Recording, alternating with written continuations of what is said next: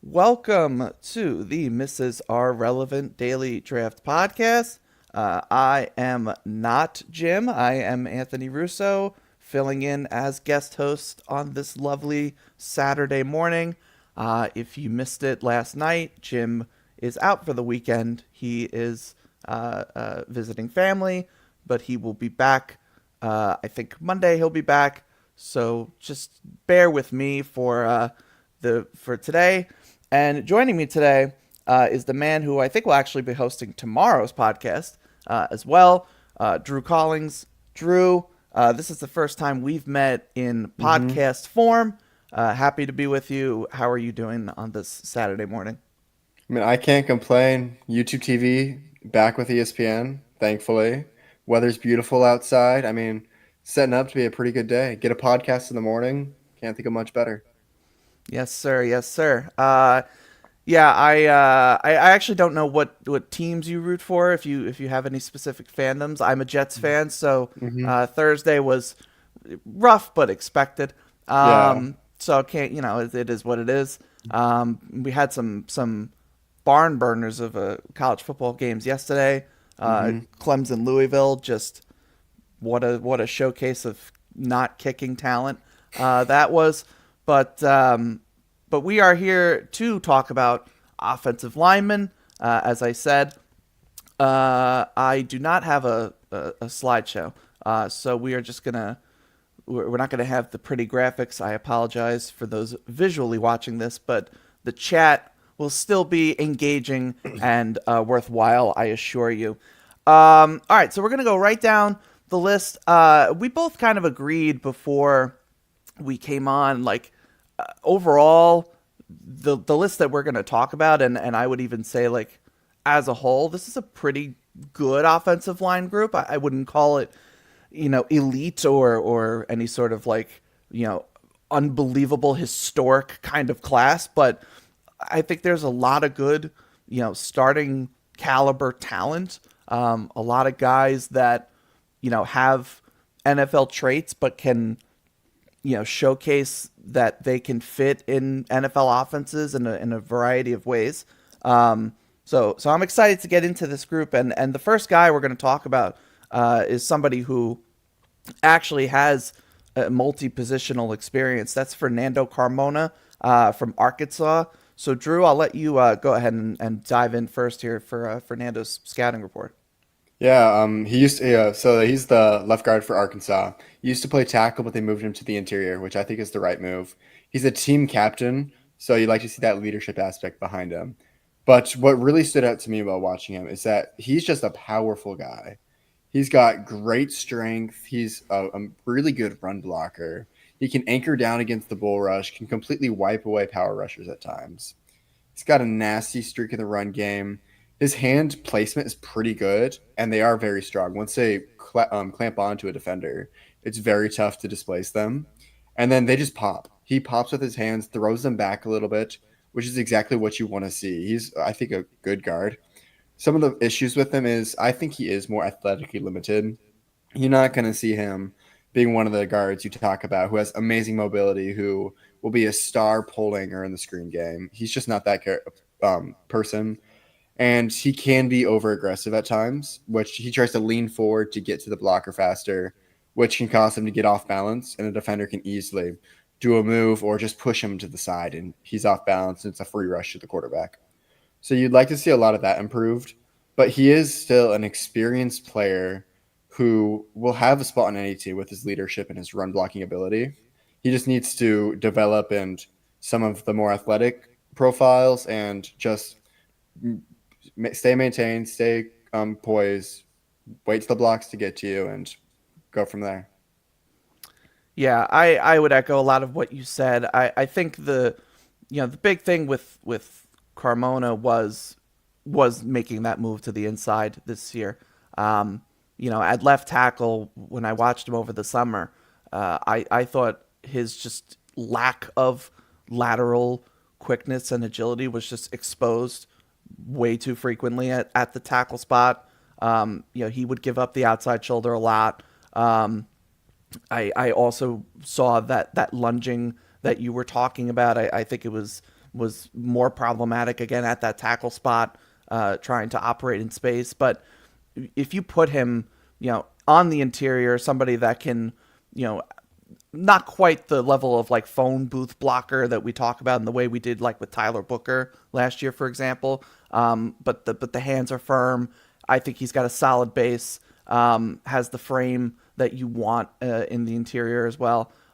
So there's certainly a lot to like about him. I somebody that I would say is in that late day 2 or kind of early day 3 conversation is around where I would have him graded. But somebody that I could see becoming a starter, maybe not right away, but down the road for sure. I think there's a lot to like about him. All right, let's move on to the next player. That is Najee Harris from Florida. I apologize for the pronunciation. That was probably wrong.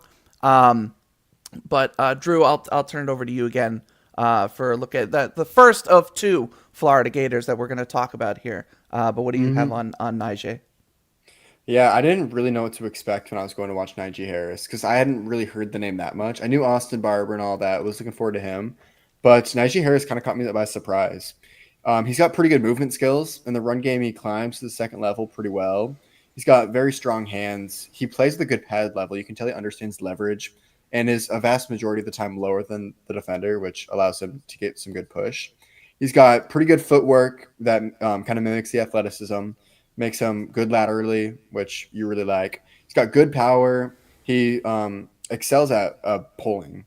Florida has him do that quite a lot, where he's pulling to the opposite side to get a lead block in the run game or something like that. He does that pretty frequently. And once again, he's not afraid of the point of contact. He pops at it. He will go and hit a defender. So he's pretty well-rounded from what I saw.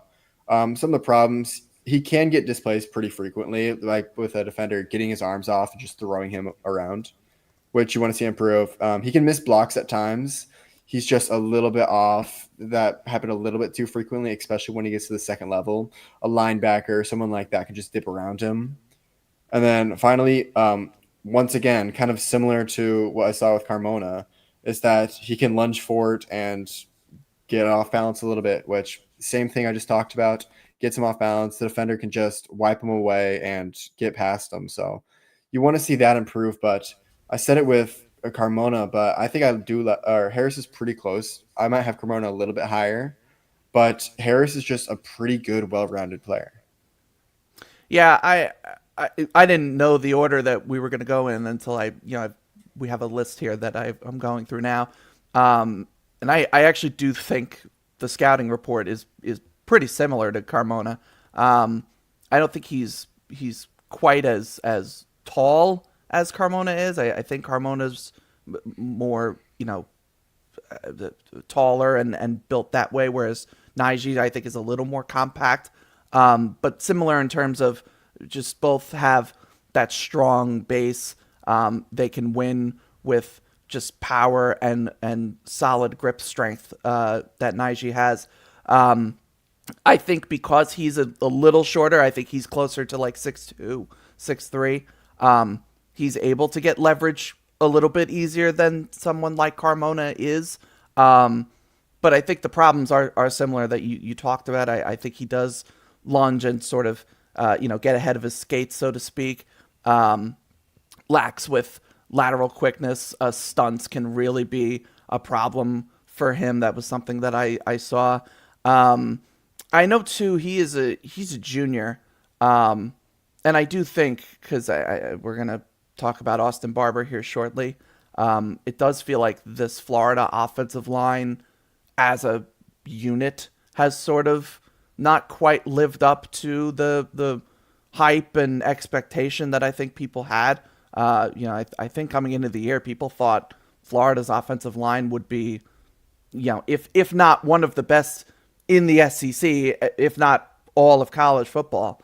Like Jake Slaughter is somebody we're not going to talk about today, but he was coming in with like first round top 50 hype as a center prospect. and Austin Barber was getting touted as a potential first round left tackle, and it sort of feels like that ship has sailed. So all that to say, I think Najee is also a bit of a victim of circumstance and just overall lacking. The expectation around him wasn't met at for Florida's offensive line. So, but I agree with you. I still think somebody that can be an NFL contributor. Also lower than Carmona for me. I agree with you there. I would say like he's a pretty solid day 3 guard prospect. But a decent player I think could find his way in the NFL. So let's have the Austin Barber conversation, because for me, this was somebody that I came into the year, as I said, he was getting first round talk and first round potential buzz. And he just, I don't think, has lived up to that. But you could see why people had that thought, and I imagine some people still do. Built like an NFL left tackle, 6'6", 316. Has the arm length you want. It's like 33 and a half inch arms, I think it was.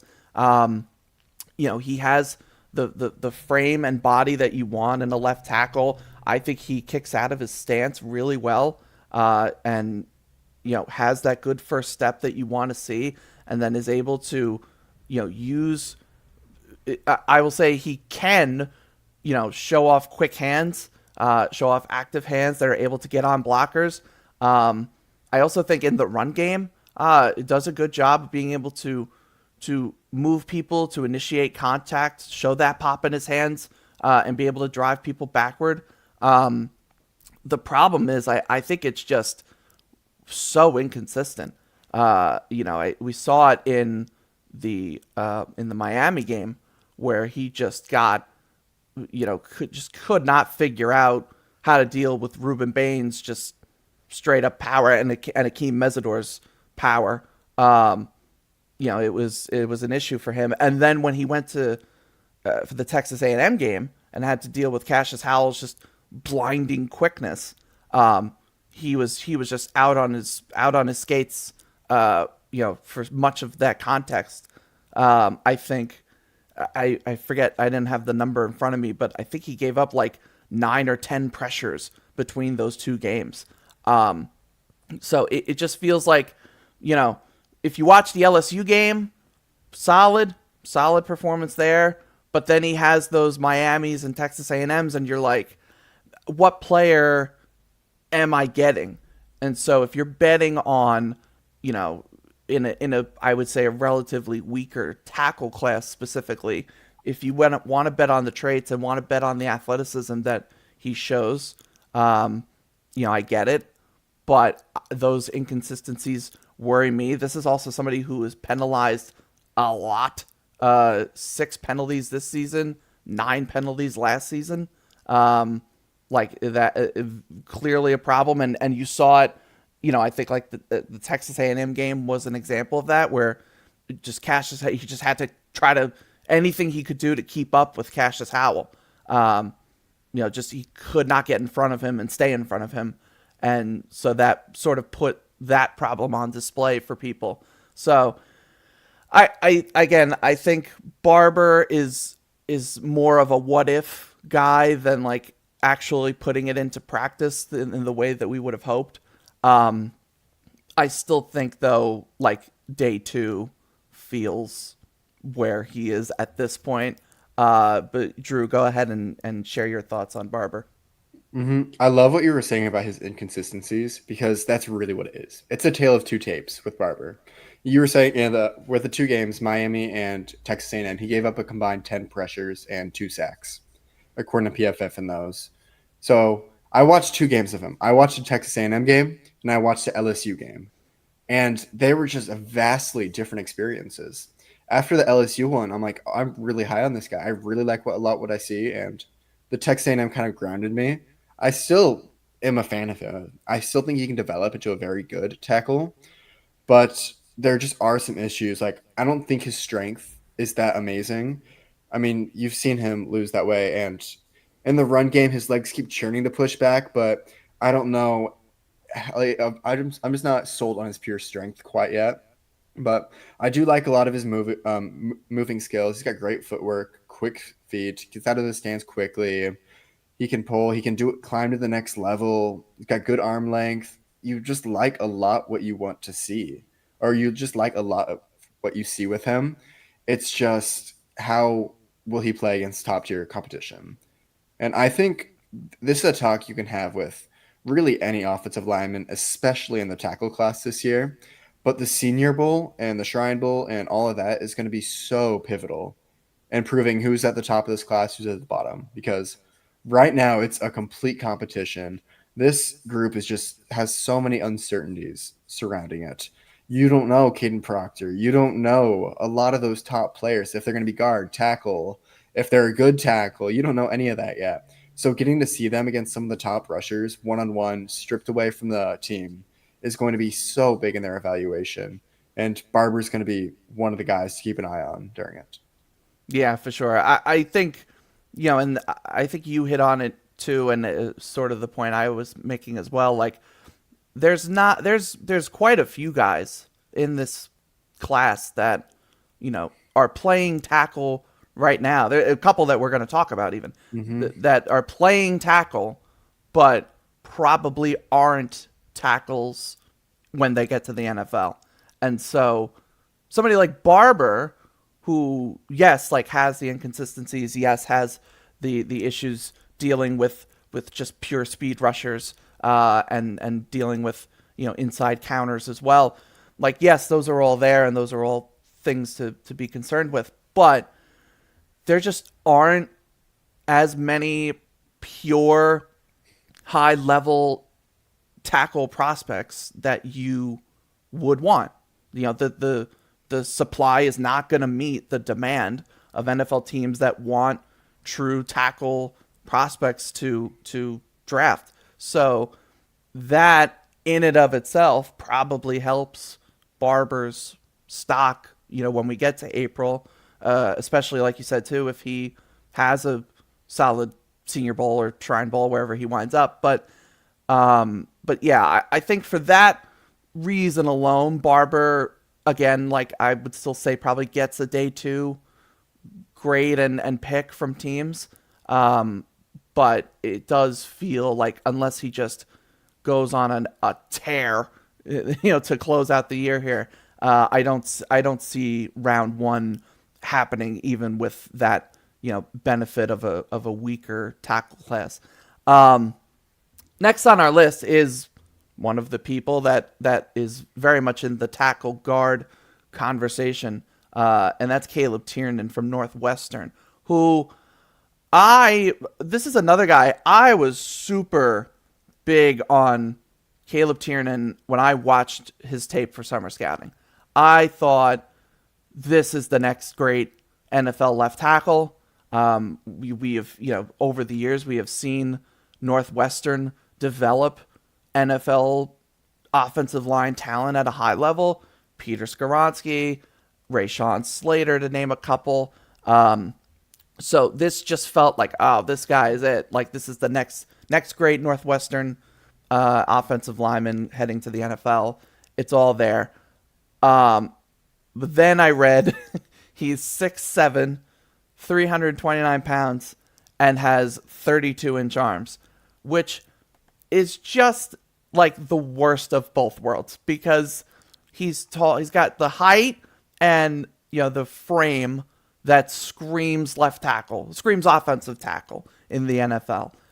But when you're dealing with 32-inch arms, you're basically talking about a T-Rex prospect, and like that's not gonna fly. And again, that's just like the worst of both worlds, because you're losing the natural leverage that you would get for somebody, who would kick inside because of length. You would want them to be shorter, around that 6'3", 6'4" mark, so you can get the natural leverage to operate against, the bigger interior players, and to be able to move them off their spot. So that would be ideal. But if you are 6'7", but you have shorter arms, that means that you're already lacking natural flexibility. A lot of 6'7" players that we see just naturally play high. Um, but because you now have shorter arms as well, if a guy is, 6'2", 6'3", 245, 50 pounds or whatever, and can operate with just that elite bend and be able to get low to the ground and still keep their speed, I mean, it's lights out. Like that's just, and that's just offensive line 101. So, I do think like why I loved Tiernan, I thought and still do. Like I think he's a really good athlete for his size. I think he moves well. I think his feet are really solid in pass pro. Um, I don't think he gets moved off his spot. I think he has natural power that he brings, and he can stand up to bigger, stronger pass rushers that try to operate with speed to power. This is also somebody who's played. He was a starting right tackle as a freshman, and then eventually moved over to the left side as the years have gone on. At Northwestern, he's also a varsity basketball player in high school. So like he's got that athletic background. He has the positional, versatility and experience that you always like to see for offensive line prospects. I think it really just boils down to what is he in the NFL? He doesn't have the arm length that you'd want for tackle, but he doesn't have the build and the ability to win with leverage and getting under guys' pads that you'd want for a guard prospect. I at this point I'm grading him as a guard. I don't know what you're doing, Drew, but I just think he just can't. It was the same issue I had with Will Campbell, and that's not exactly aging well right now. But I just don't. I think the success rate is too low when you don't meet those length thresholds, especially for somebody that is 6'7". So yeah, go ahead and share your thoughts, Drew. But that's just kind of I think where we need to set up the parameters for talking about Tiernan. Yeah, we're on a pretty similar wavelength. I'm going to continue him as the tackle until I see a little bit more. But I mean, the arm length is still such a concern. I have 32 and a half. Yours are probably better measurables than mine, but that's still very short. So that's going to be the talk around him, around the draft and pre-draft process. Just can he? We'll see. I'm not quite sure, but I'm going to keep him at tackle right now because I do like a lot of the film I saw from him at tackle. You mentioned the basketball background. He's a 4-time varsity winner for basketball, so he can play, and those movement skills really transfer to the field. He's got amazing awareness. He was constantly looking for players to block, reaching the next level. He's got really good lateral agility, can anchor down against a bull rush, great hand placement if he can get to the chest. He's got good footwork, gets out of his stance well. I mean, it's just the arm length. It leaves him very susceptible to defenders getting to his chest and being able to win that way. His pie level's a little high at times. So it's just some concerns around Tiernan. But I mean, I still really like what I see from him on the film side. Like, I would say I'm a big fan. I just need to. He's going to be an outlier in the NFL, and sometimes outliers can be good, but it's going to be tougher to bet on one for a team. So we'll see. I think he can play tackle, and I'm hoping that he shows the pre-draft process that he can. And I mean, that boosts his draft stock so much in needing a team needing tackles. I could see them taking a swing at him, saying, give him 2-3 years at tackle, then we can try him out at guard. I mean, it's kind of what the Saints did with Trevor Penning. Penning's now on the Chargers, but they gave him a couple years at tackle, didn't pan out, and then moved him to guard. So, I mean, I could see they're different players, obviously. Penning was a much more athletic kind of bruiser than Tiernan, but I mean, we could see kind of that thing where a team just tries him out, and I hope that's what they do with him.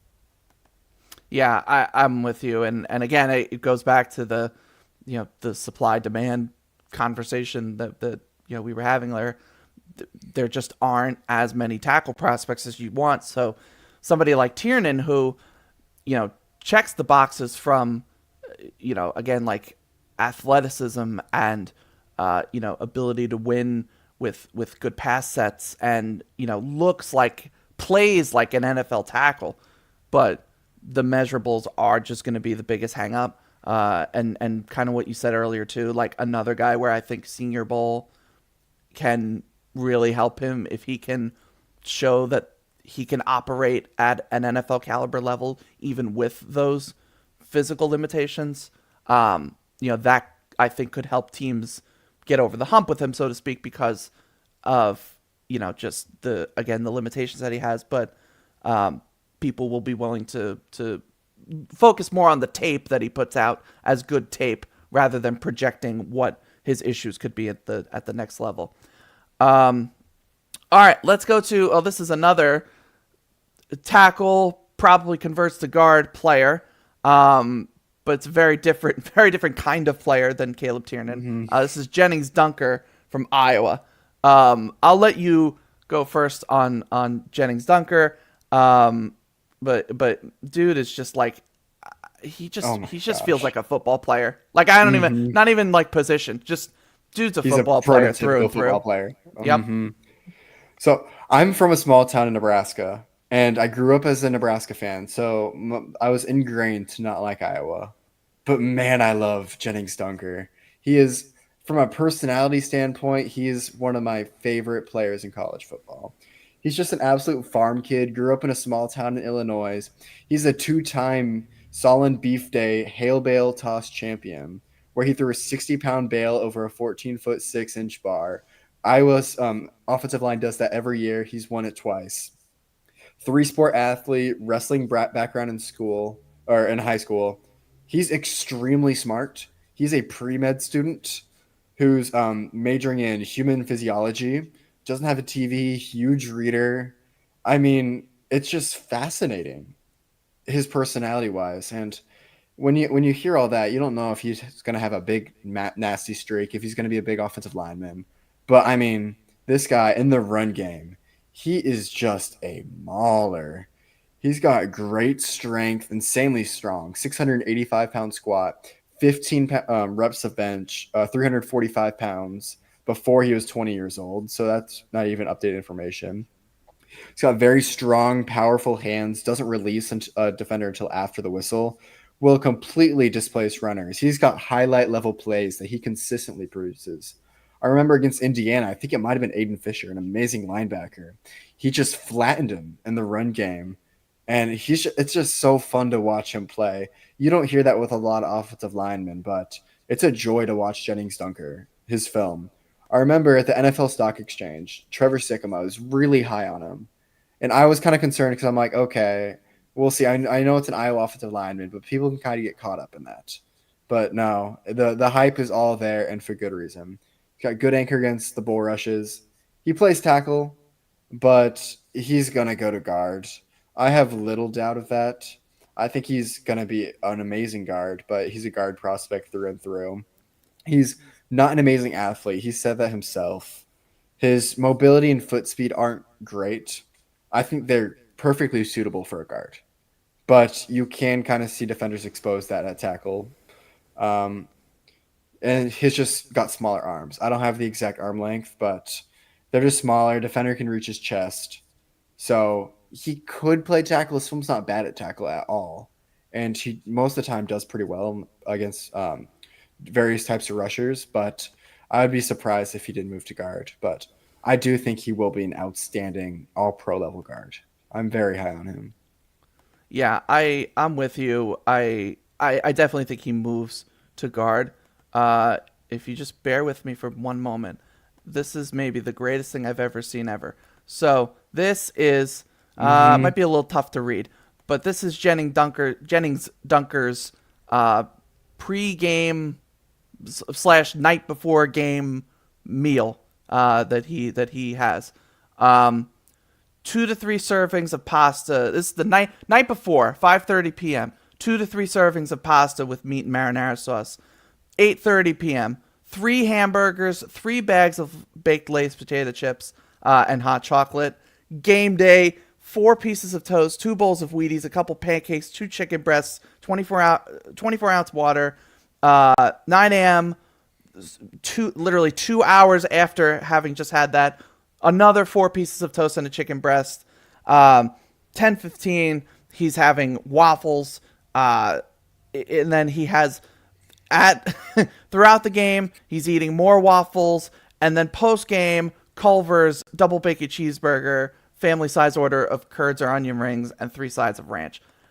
All of that is to say, this dude is again just like man's man, just pure. Again, he's a football player. Get him on the team. Yes, I don't think he plays tackle in the NFL. I don't think he has the foot speed and the natural athleticism to be able to handle outside edge rushers. But I think because of just what he's able to do as a mauler in the run game, if you're a downhill, gap heavy sort of run team, plop him at right guard, and I feel pretty good about it. I will say I don't even think he's the best in terms of NFL projection. I don't think he's the best offensive lineman on his own team. I'm actually pretty high on Cade Piper, who's not eligible this year. But I think he's actually quietly maybe going to be a first round guard come next season. But I feel good about Dunker as, again, like, just get him in the room and let him just whoop people in the run game. People mover, knockback power.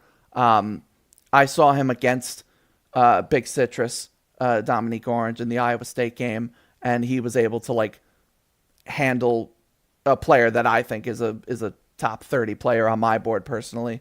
But he was able to effectively, again, move him in the run game, which is not an easy feat. So yeah, plenty of love for Jennings Dunker, the man, and the football player as well. Couple comments I'll briefly show. Cade Klubnik is going to be a first round pick. I can't say I agree, but I would have agreed with you in August.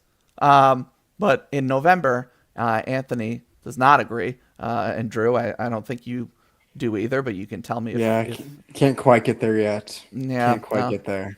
It's a shame, but that's true. And then thoughts on Isaiah World at Oregon. Not somebody that we're going to talk about today in a deep dive, but I'll just say briefly, like, I don't think he's quite put it all together yet. This was another tackle prospect that somebody I think, that we could have seen as potentially getting to the first round, and still could. I don't even want to say like it's impossible at this point, but hasn't quite put it all together. I still think the anchor is a little just too inconsistent for me, and somebody that can lose his footing when people counter him on the inside. So I still think he has work to do, but checks the boxes from a physical and build standpoint. Good football player. I forget if he's a senior now, but I think he's a good football player, and again in a weak tackle class, could get the bump up for sure. So he's a redshirt senior. Just so he is a senior. Okay, yeah, he's that's a what I senior. thought. That's what I thought. All right, so the next player on our list, we're gonna go back. Now we're gonna talk about this is a guard through and through. This is Keelan Rutledge at Georgia Tech. Drew, I'll turn it over to you. What do you got on Keelan Rutledge? After watching him, I had like one sentence that kind of summed up my thoughts of him, and that's he's the perfect player for Georgia Tech system. But how will he fit in an NFL scheme is my biggest thought around him. He's got a football, basketball, and track background in high school. Great size at 6'4", 330 pounds. And, I mean, he's what you think a Georgia Tech offensive lineman would be. An amazing run blocker, and he is as tough as nails. There was, I believe, I forgot what game it is, but there's just a clip on him on the sideline, face completely bloody, and he's just telling the coach to put him back in. He wants to go back in the game, and he's just a prototypical offensive lineman. He's got good mobility to pull and be a blocker in the screen game, great strength, pretty effective in a lot of different areas. Whatever you want him to do in the run blocking, he can do. Plays with great leverage, can displace offensive linemen. He's got good anchors, He's really good communicator, can pick up stunts well. He's got good punch timing and accuracy. His hands really pops. But I just have questions on how he can hold up in a passing scheme that's not Georgia Tech's. Because Haynes King, he's going through a couple reads. He's getting it out quick or he's running. They don't have to hold on to a block for very long or do anything like that. So I have some questions on true pass sets. How will he hold up for faster than 1 to 2 seconds? I don't think he's got great footwork, and he's got really good leverage in the run game. But for some reason in the pass game, he gets really high and kind of loses that. So you'd want to see that improve. I really do like the player, and I think he could be an amazing NFL player. It's just how will he translate to a scheme that's not at Georgia Tech? He's one of the ones. I mean, we're talking about it for every prospect, but just stripping him of the school and just seeing him as a player at the Senior Bowl, seeing how he goes up against these true pass sets in the actual Senior Bowl game is going to be huge for him, because it's not going to be that Georgia Tech scheme. You're not going to see Haynes King run it 20, 30 times a game for them. So I think that's going to be absolutely paramount for him. Yeah, I'm with you. I think, what is going to make him successful at the NFL level is just the fact that he is big, powerful, has that pop off the snap in the run game, can move people, can drive people backward. I think that's what makes him great. It is just going to come down to, like you said, the Georgia Tech offense is relatively simplistic and doesn't really require him to do a whole lot, particularly in pass protection. So I think I don't have it in front of me. I think his pass protection grades are like insanely good. If you look on PFF's website, yeah, I'm looking now.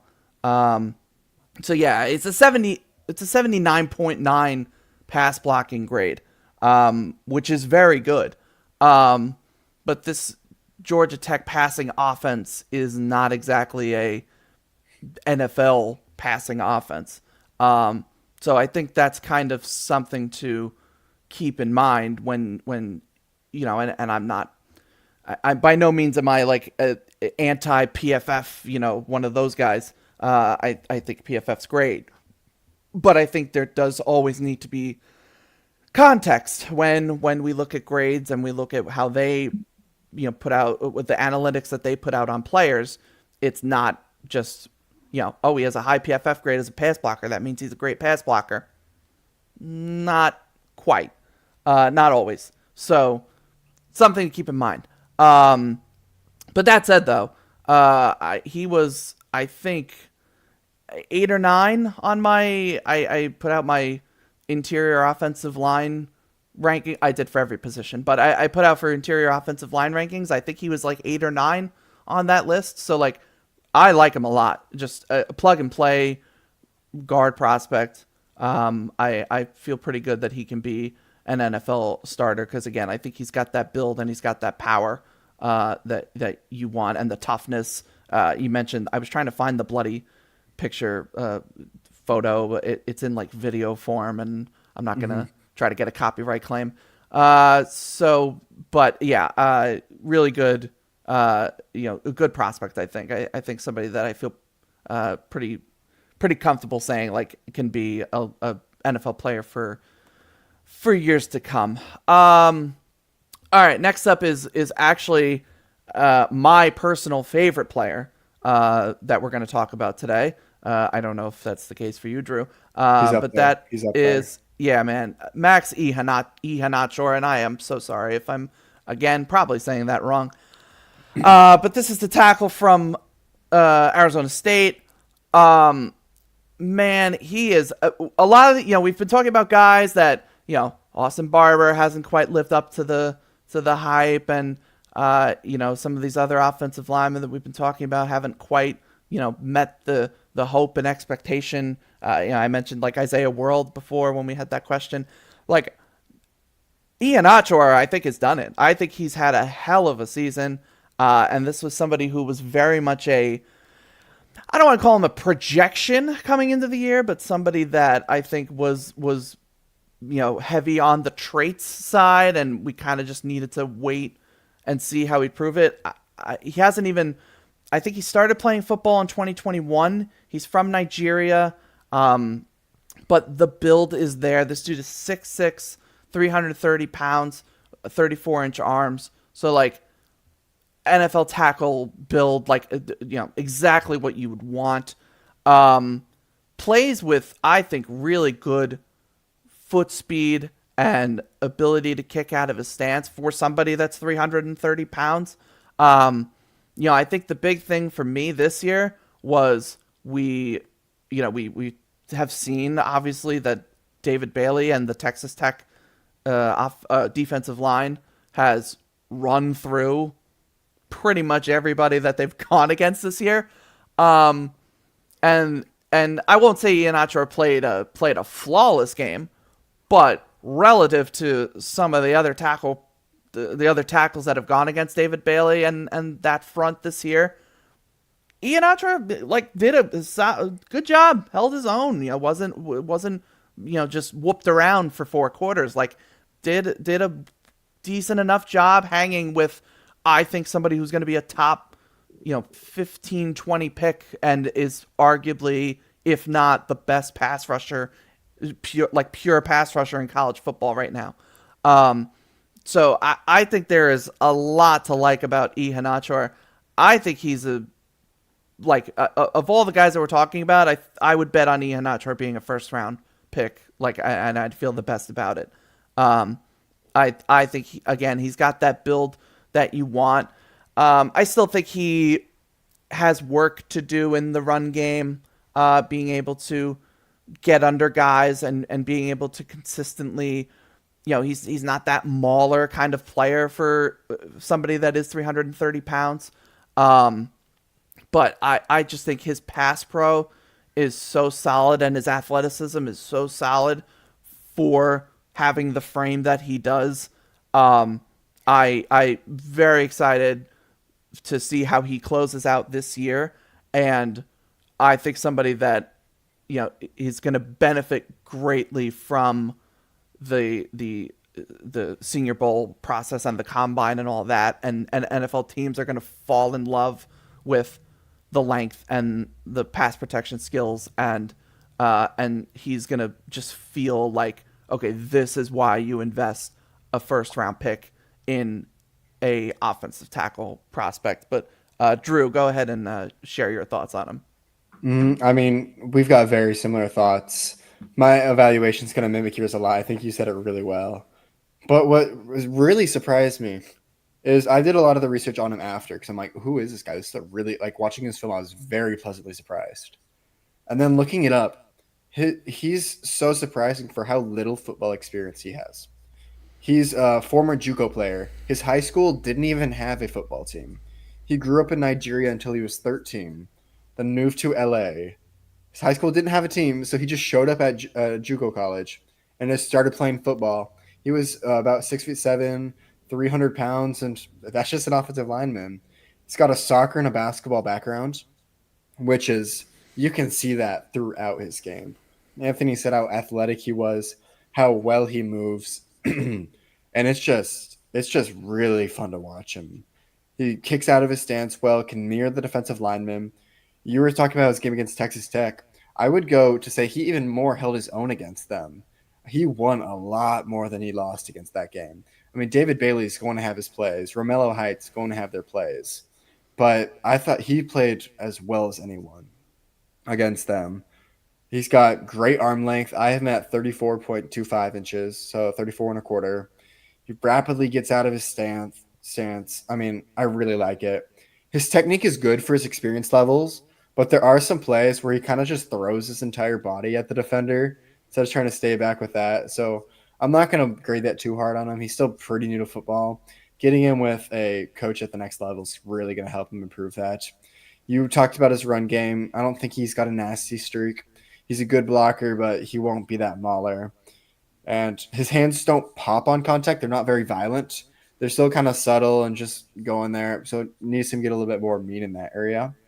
But he's going to be a continuous riser in the pre-draft prospect. No one is talking about his name because when you think of Arizona State, you think of Jordan Tyson, Sam Levitt. Those are the two that take up a majority of everyone's minds. So that's allowed Iapani to go really untalked about, and a lot of people who don't follow the draft very closely are going to be shocked when they look at first round mock drafts and see his name in there. They're going to have no idea who this guy is. But he has deserved that spot. He has shown he should be in that spot. And I think he's just going to keep rising throughout the year. Yeah, I'm totally with you, and I will say too, like, for me, so right now for me, he's tackle 4 on my board. The 3 tackles in front of him are all have at least 1 year of eligibility left. So, and I'm not necessarily expecting all 3 of them to go back, but um, we're talking about somebody who, if just like 1 or 2 guys go back, like if Caleb Lamu very possibly goes back next year, I would even probably say probably goes back next year. Another spot opens up, and again, I just think you don't find 6'6", 330 pound, 34-inch arm, natural athletes that can operate as well as he does in pass protection against top level pass rush competition, and also like it's just barely, he's just now starting to scratch the surface of his potential as an offensive tackle. So I totally, like, again, like you said too, I think Iheanacho winding up in first round mocks when the season ends, and teams start kind of digging into him a bit more. I think he's tailor made to be a first round prospect. I really am a big fan of his. All right, we've got 2 more names, I believe. Yes, 2 more names. 2 SEC guards that we've got to talk about. The first one is Jaden Roberts, who I know is somebody that has fans in the Draft Professor community. I remember in summer scouting people potentially saying he was guard 1, or at least in the upper echelons of that conversation. Drew, I'll throw it to you for your thoughts on Jaden Roberts. He's huge. He's strong. Those are the main 2 points with him. Prototypical size at 6'5", 327 pounds. And he's number 29, I believe, on Bruce Feldman's freak list. And he's insanely strong. He squatted 900 pounds, 415-pound power clean, 525-pound bench, 29-inch vertical jump, and he's hitting 19.06 miles per hour. So you do not want to see this guy running down you as a linebacker or secondary. If he gets up to the second level, it's not looking good if he gets his hands on you. He's got a very impressive anchor against the bull rush. He can completely mitigate power rushers a good majority of the time. He's got just highlight level blocks. He will blow up people and push them back 5 yards, if not on their back, pretty consistently. You really like that. He's got good arm length at 34 inches. But some of the things that I struggle to see with him is elusive rushers can win against him, especially when he can't get his hands on them. If he gets his hands on them, they're fine. He's got very strong hands. But if they can slip by, they're getting a free rush to the quarterback. And bringing out the hand placements, I feel like they're kind of erratic. His placement isn't great yet. They can kind of be all over the place. So you really need to see that improve. And he just miss blocks at the second level. So, yeah, he's scary, but if you can get around him, you're fine. That just comes with a lot of his – he's got all right lateral mobility. I don't think it's anything amazing. But I think if he can improve his hand placements, especially, I think that's like the number one thing. Then if he can improve that, he could be a really good player at the next level. It's tough for me to put a grade on him because it's just he's right there with a lot of people. Him and Keelan Rutledge, I was really going back and forth which one I liked more. I ended up with Rutledge a little bit higher, but I do like a lot of what I see with Roberts, and I think with some more development, he could be a really good player. Yeah, I totally like see the yeah, again, like you talked about the size, the frame, just the straight up power that he brings in the run game. It's also, I think, worth noting too. Like he's 6'4". I have verified measurements 6'4", 323, and he has 34-inch arms. So an interior player, I think, because of kind of what you're talking about. Like I think he lacks natural flexibility. I think he lacks the bend that you would want in a tackle prospect, and lacks that foot quickness that we talk about. I don't think he has the athletic makeup of an offensive tackle, particularly at the end level. But downhill mauling guard in the NFL is absolutely, the feasible path for him. Too, I think he's missed time this year with injuries. I think he had a concussion in spring camp, spring practice, and he's dealt with that. And I don't know if that's why he's also missed time during the season. But so that health is, the best ability is availability, as they always say. So that's something too. But yeah, man, the initial punch is there. The knockback power is there. His hands being able to just, throw guys around and just put people in whatever position he wants to put them in the run game. It is all there. I also think, kind of similar to, I forget now who we were saying this with. I think it was Barber, where we talked about like inconsistency. I think that's part of his scouting report as well. There are times where I feel like he doesn't quite have that same level of nastiness and aggression that you see on some reps. Like I think he has first or second round reps. Like if you just put together a cut up of Jaden Roberts, and if you give me his 10, 15 best plays of his career, I could show them to you and be like, oh my God, yeah, first round tackle. But then you watch a whole game or like a couple games, and it's like, okay, maybe not quite that. So yeah, I won't be surprised if a team falls in love with him, and obviously he's coming from Alabama too. This is, Tyler Booker just went first round. Kadyn Proctor is getting thrown around as a first round play. I don't even know how people view him anymore these days. I feel like his eval's all over the place, but he's my running back one. He's right. Yeah. Wide receiver one, right? Or running back one, whatever, offensive weapon one. He's this year's Travis Hunter. But no, all that to say, I think Roberts is a good player. Really can be a really good player. As a run blocking downhill guard in the NFL. I just need to see him on the field and consistently delivering on the field as well. Can I say one more thing about Roberts quick? I just thought of something.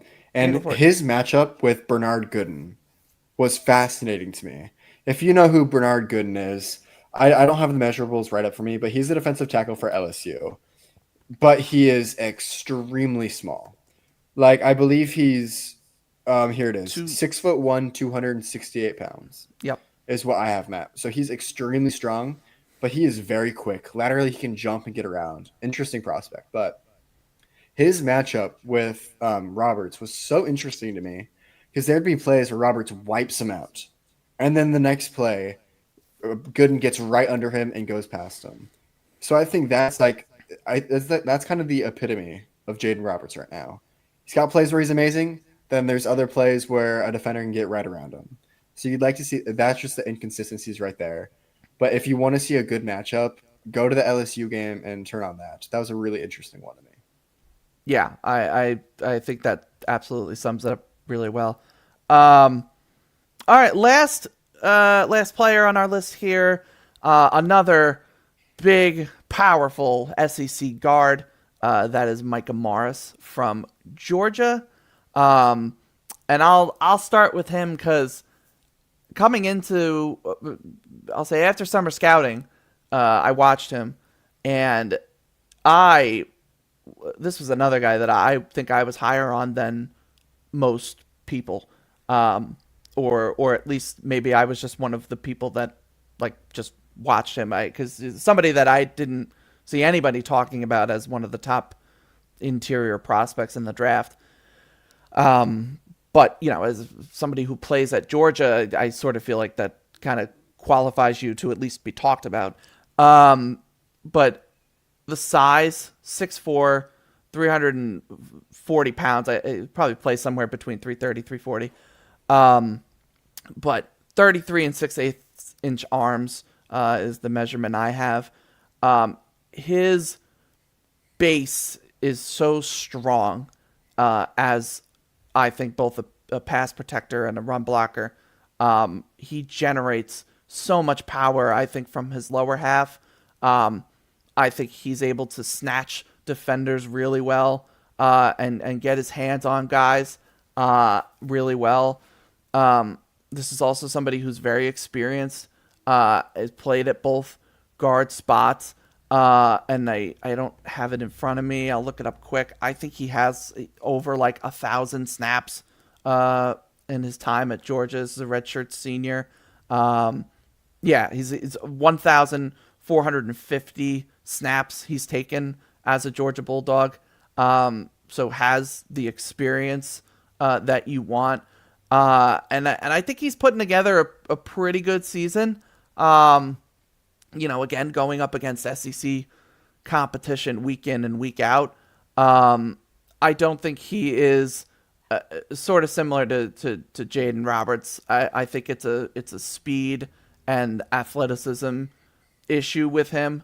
Not going to be a guy that you consistently want on like pull blocks and traps and stuff like that. But I will say he has a couple reps this year where he gets out in space and just, like puts people in the ground 6 feet under. Like he just runs them over with that 6'4", 340 frame.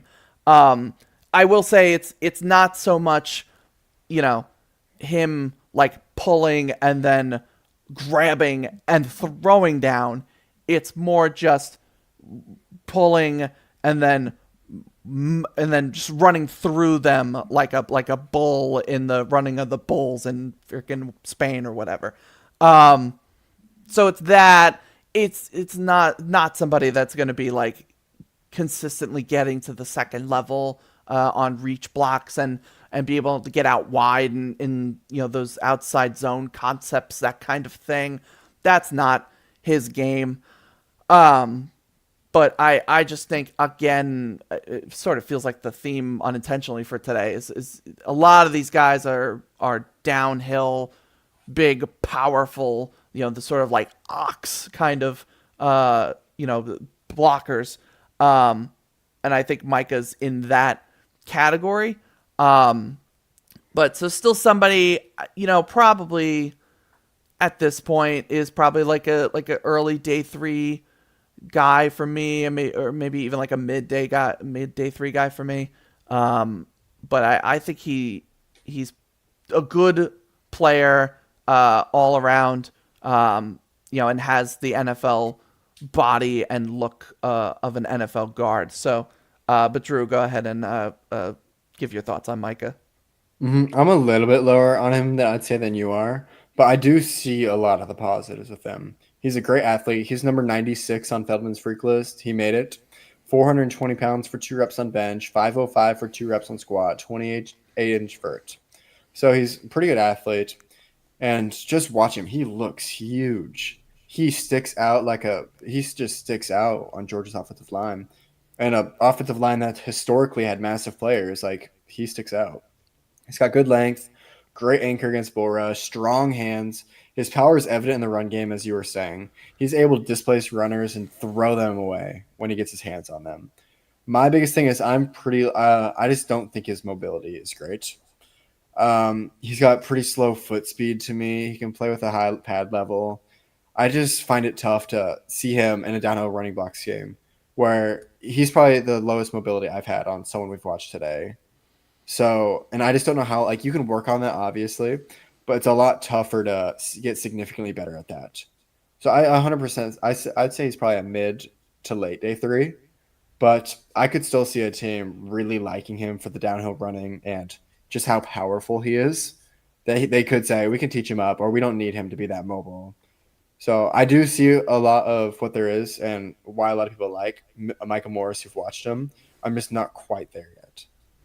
Yeah, I mean, I think that's all fair. I think too, like potentially could lose a few pounds, I'd agree with that. and potentially get down to like three. You know, again, like I've seen 340 was like the verified measurement that he was coming into the year. You know, so if he can get down to like 325 I think that'd be huge for consistently, him. I think that'd yeah, be big in the evaluation. yeah, because again, like I do think he has all that power and that mass and the frame. But yeah, I do think it is just mobility and foot speed and things like that that are going to hold him back. All right, so that was a good chat, I'd say. Hmm. Any kind of closing thoughts on this group? I don't know who's the highest graded player that we talked about today that you For have. me, I've got Jennings Dunker. Okay. Jennings Dunker at guard is my highest rated player. Okay. Yeah, for me it's E Hanachor. Hmm. I'm sorry. I'm probably saying it wrong, but It's such a tough name to say. We've I had some am tough gonna. names. I will learn it by April. I promise. But no, I mean Dunker. I again we talked about him, but I totally get that. Hmm. Um, and I think too, just again like good group It of is guys. overall very Um, solid group. yeah, and you know it's. I think this episode too kind of sums up the theme of the class, which is who's a tackle, who's a guard, Hmm. and who is gonna have to convert and Yep. you know all that. That's gonna be a big conversation I think this year. Austin's gonna be Um, so interesting with the Senior Bowl and all that. It's gonna be a mhm. sight to watch to see who sticks out and who kind of falls. Absolutely, absolutely. All right. So with that, Drew, please give your promotion stuff, where we can find you, all Hmm. that, or where you're putting out your content. So my name is Drew Collins. I'm a sophomore at the University of Kansas. My Twitter handles on the screen at Drew M Collins. You can also find me. I write for a New Orleans Saints site online called Who Dat Dish, and I have a Saints podcast called The Dome Discussion. So you can find me on weekly. Very cool. Very cool. Um, I uh, I was gonna say I we talked about Austin Romaine on the linebacker episode yesterday, and Hmm. the 8 missed tackles against Kansas was a hot topic of conversation for You him. couldn't tell he was all over the place. I mean, that My KU against K State game was brutal for me. I'm sure a lot of people who yeah. wear purple like that, but yeah, I mean that story of him missing a lot of tackles kind of got thrown under the rug. Was Hmm. just that beatdown and Jace Brown's impressive performance. So I haven't heard that talked about that much, but yeah. Yeah. No, I would because yeah, I had to go back and watch him, and he's had that problem all year. But I saw Hmm. the 8 missed tackles. I'm like, what the hell happened? And then I watched, and I'm like, oof, rough. Yep. Um, anyway, you can find me at Anthony underscore Russo 97. Constantly putting out draft content, college football content. I just put out, as I mentioned before, my top 10 rankings for each position for the 2026 draft as of today. It will almost certainly change because we are still only in mid-November. But definitely go check that out. Would always appreciate if you subscribe to the Substack and follow me on X. And with that, I think that's gonna do it for us. Thank you for watching. You can watch Drew tomorrow. Uh, I'll be on both shows tomorrow. I'll be hosting tomorrow morning at 9 p.m. Or 9 a.m. Eastern, and I believe 10:30 a.m. Eastern. awesome. So the first show will be talking about defensive linemen, and the second show will be some quarterbacks. So two fun topics. Love that. Yeah, D line and quarterbacks is a good time. All right. Good good stuff. And as always, you can find daily draft content every day with Draft Professor. Follow NFL Draft Fanatic, no I am Fanatic on X to get all of your NFL draft cravings. And obviously, again, we're in November, man. This is picking up. We're coming up to the end of the college football season, and we are going to be in full NFL draft mode. So exciting times for sure. But with that, thank you for watching. Enjoy your college football Saturday and the rest of your weekend.